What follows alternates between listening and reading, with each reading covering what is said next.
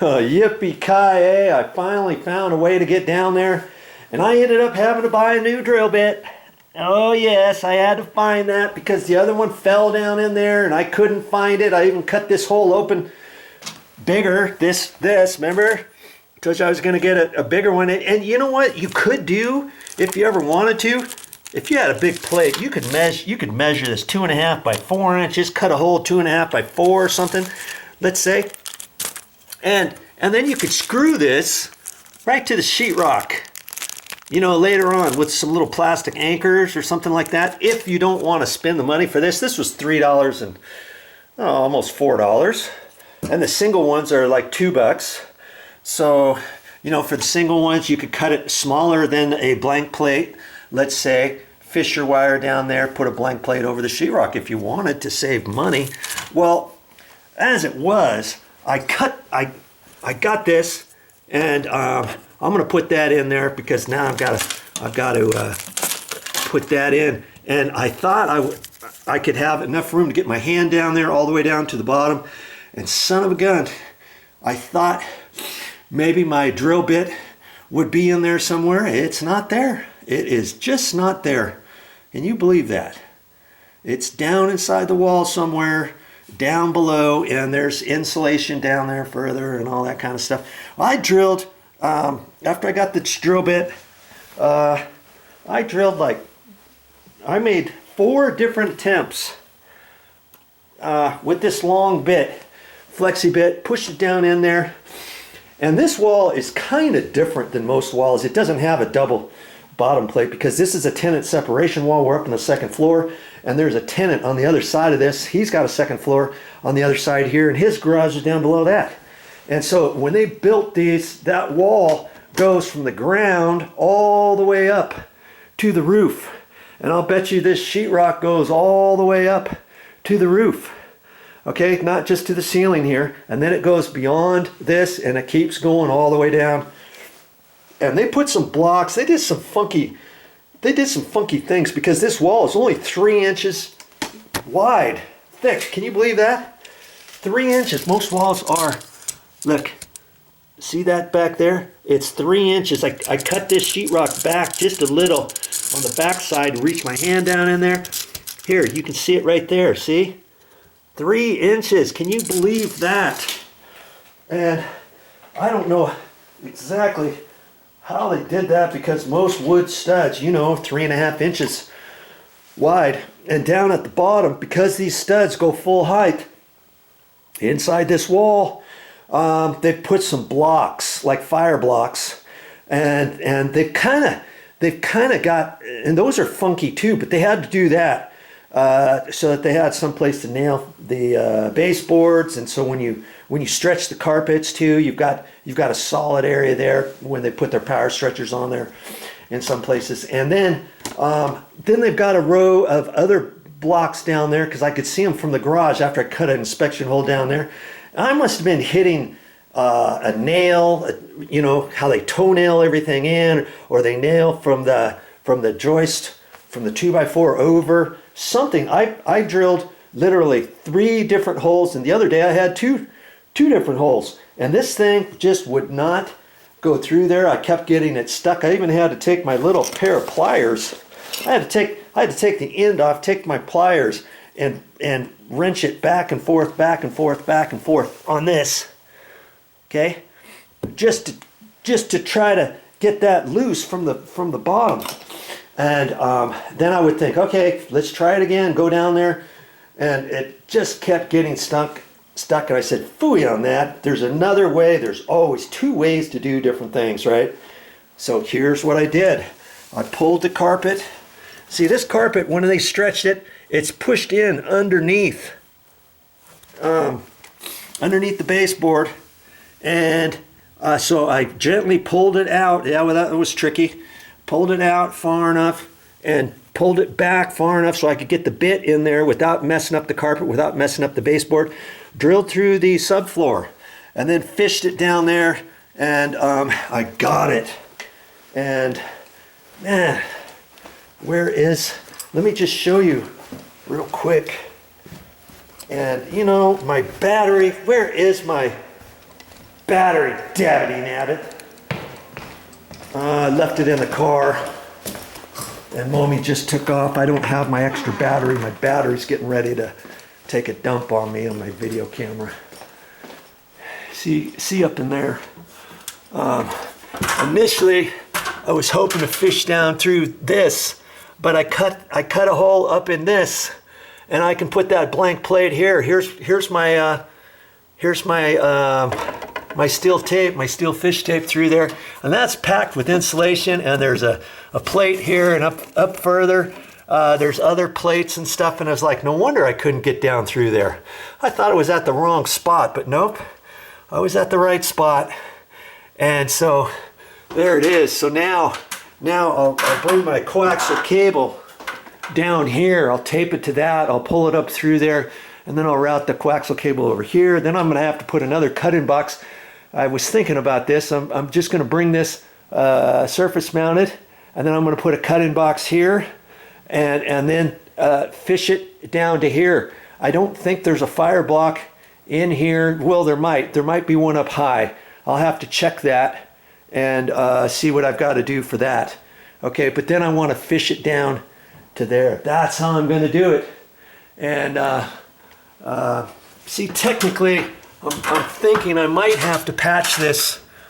Maybe I should patch that hole. There's 2 layers of 5/8 half-inch sheetrock, and then put some fire tape over that. I'll decide what to do on that. Because see, I still have that hole. I still have that hole up above. Technically, you know, the wall's not a rated wall now. Because I've got that hole in there. But you know, I was looking, the codes here might not be as stringent as other counties, because some counties will make you put your junction boxes in a separation wall, tenant separation wall. Has to be metal boxes with metal Romex or metal, what do you call it, flexible conduit or rigid conduit in there. And then they actually take this fire tape, wrap around the box on the inside before they install the sheetrock. Okay, but this one, when I took that cover plate off, that's a plastic box there. There's a plastic box over there. That's a plastic box, and it's 2 layers, a ½ inch, not 5/8. I don't know what's going on, and there's no electrical in this bay, so I think I'm just going to put the blank plate over it and call it good. Okay, so here's all my coaxial cable. So then I'm going to come up out of the carpet, see? I'll just come up out of the carpet and then zip it down along the bottom of the base and in between the base and the carpet. And then once I get it up here exactly where I want it, then I can gently push this carpet and right in here and force it back down under the push it back on the tack strip right here and push it down underneath the bottom of the baseboard. And you won't see hardly anything there, because where I've drilled it, all of this area is all underneath there, because I pulled the carpet back far enough to allow for that. Okay, you don't want to just drill through your carpet or something, because if you catch a carpet edge, you could zip one of your carpet strands out. Okay, all right, well, at least I got it through there. I'm a happy camper. Even though I lost one of my drill bits, my loss is your gain. And when I was drilling, this thing heated up back and forth, and finally I thought I burned up the battery. Luckily, I had a second battery here with me, and after about 5 minutes, I tested this battery, and it still wasn't working. I thought, I think I just burned up the battery, because it was smelling kind of hot. But after about ½ hour, I tested that in here, and it works. So see, when your batteries get heated up, it takes a while for them to cool down and for them to restart. Okay, so don't think, if that happens to you, don't think that you just burned up your battery. Don't throw it away too quick.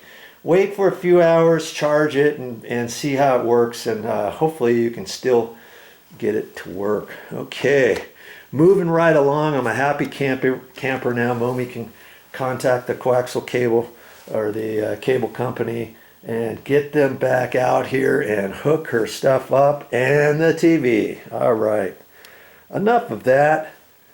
Time for me to get back to work. Now something quick.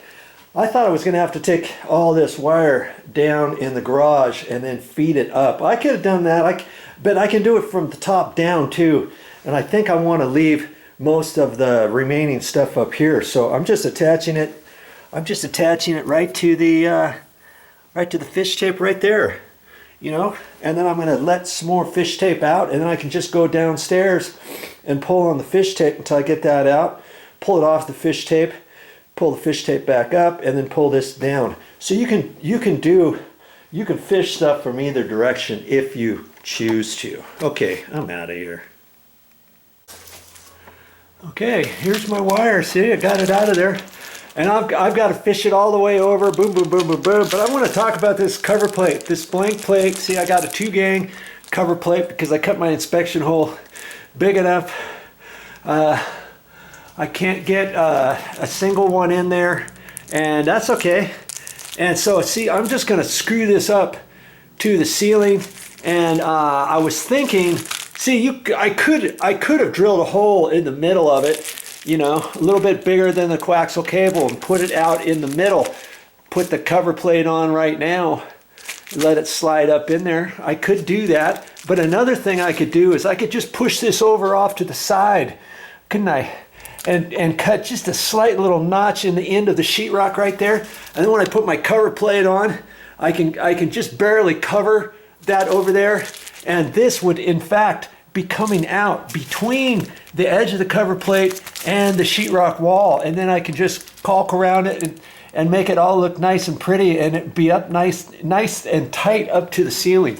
So I can do it that way too. And I just put some plastic anchors in here, the screw-in anchors or anything like that. I don't need to put that cut-in little telephone box up there. That's almost $4. I don't need that. I just need a couple plastic anchors and screw this baby in. So either way will work, okay?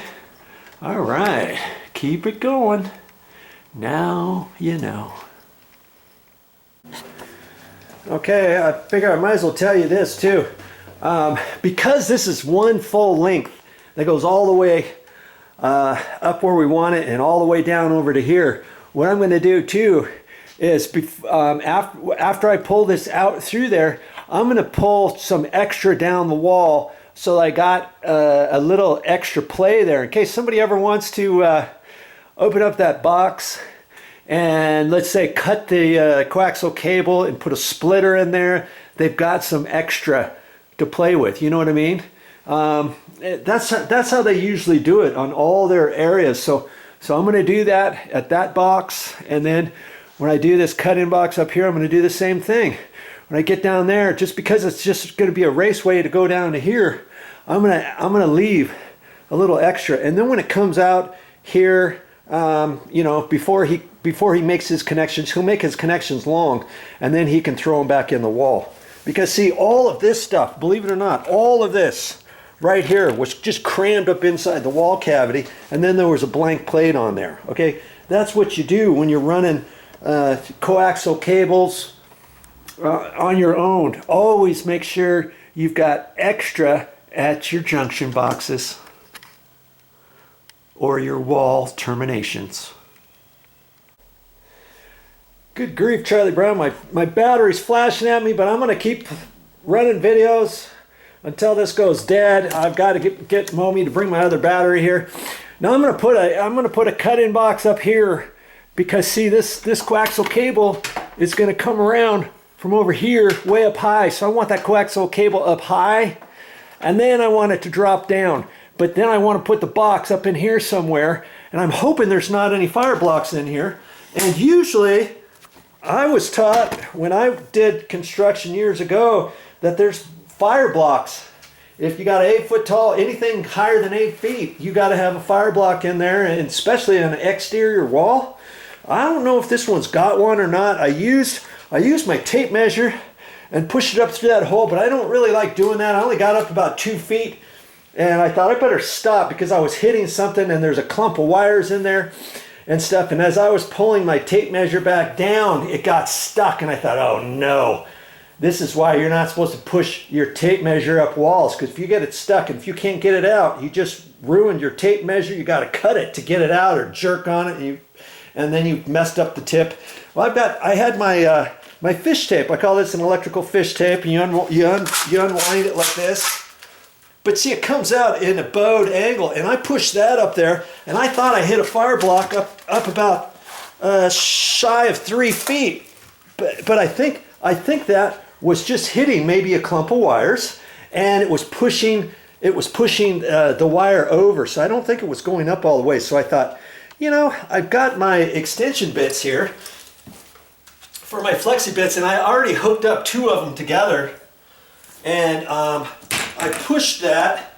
See, I can take it and bend it to see if I hit anything, and then I can mark it and bring it back down. But see, look at that.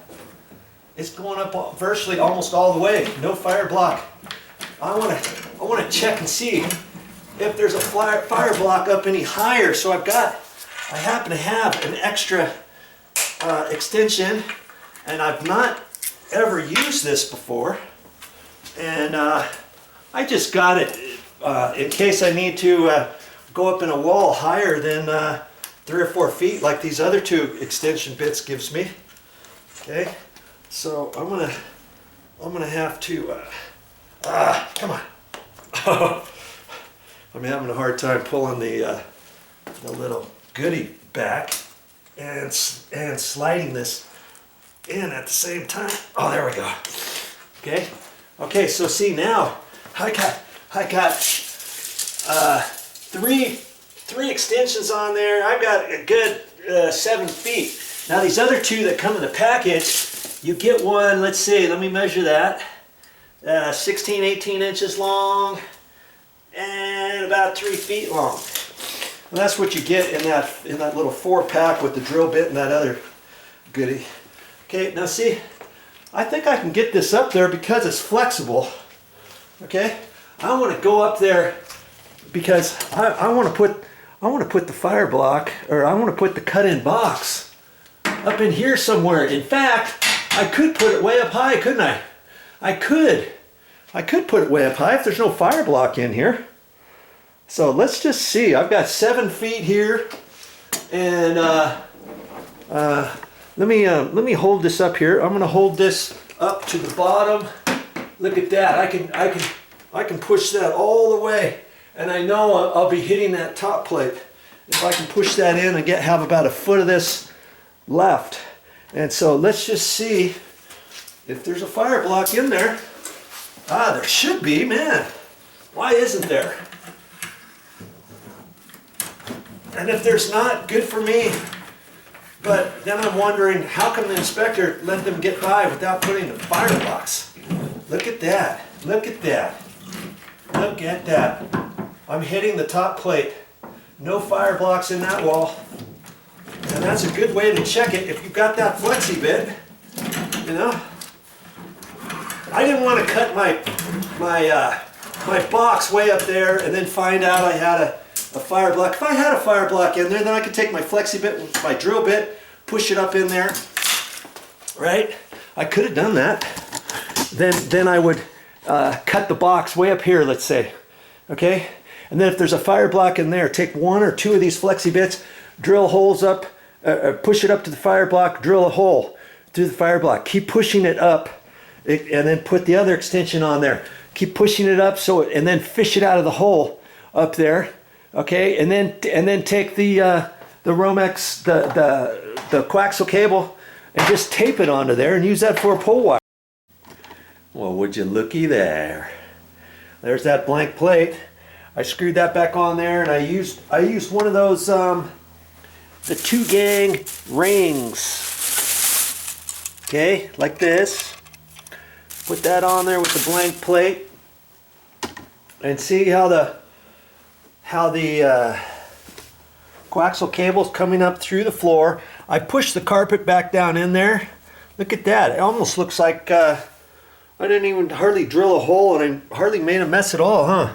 That's because I pulled it out and pushed on it, and I had to work on it a little bit before I put my drill bit down there, because I ended up putting that 3/4 inch twist drill bit down there, right there. And I've just got this strung around. I pushed a little bit of extra down in there, strung it out around here, and then I'll have the cable guy. He's coming tomorrow, as a matter of fact. When we called him up, and they said between 9 and 10. So I'll have him put a splitter on right here and get it all working. One for the computer, one for the TV. And he's got plenty of extra. He's going to take this with him, I'm sure. And then I'll have him off of the splitter give me 2 feeders, you know, one 7-8 feet long, one about 15-20 feet long, so it'll go all the way back in there in case we ever want to have the desk in there, or the computer in that closet, let's say. Okay, and I'm gonna end up pushing this down tight between the carpet and the baseboard and stuff. But I want to talk to the coaxial, the cable guy first, and make sure that it's okay. See this stuff here? I want to make sure it's okay that I can bend it that tight, you know, around corners and stuff in the baseboard without damaging all the wires inside. There's a wire for TV, there's a wire for the internet, there's some wires for phone. You know what I mean? Because I can feel right there that it's really bent that. So before I start bending things like that, I want to ask the cable guy if that's okay to do. Because if not, I may have to have just bends, you know, kind of like that. Do you see what I mean? The difference? Something like that as opposed to that. So I'll check with him first before I do anything. And you probably want to see what the garage looks like after I put those cover plates on. I've got this all nicely vacuumed and got it kind of ready for the cable guy. I wanted to come back here. I had to go with Mommy on a little errand, but I wanted to come back here and get that all straightened out. I don't like to do things in a big old rush in the morning and stuff. And so let's take a look at how I finalized everything up here. Let's see, right there. So I put that cover plate, that blank plate, and then I had the wire coming out of the end, and I cut the sheetrock back kind of at an angle coming out of there, and I overlapped the blank plate. And I don't have one of those telephone mud rings around that. I cut the hole small enough so that I could still put some little plastic anchors in the ceiling.